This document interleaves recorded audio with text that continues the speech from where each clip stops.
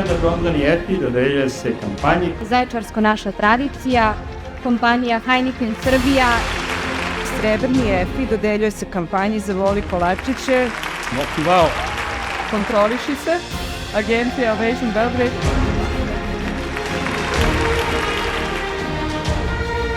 Nagrada za Zlatni Efi dodeljuje se kampanji Strećičica. Sala Šumarović postradali Stabrana, agencija Academy Julija Barnet. Manč Pelun, Sad od igre, agencija Zviška,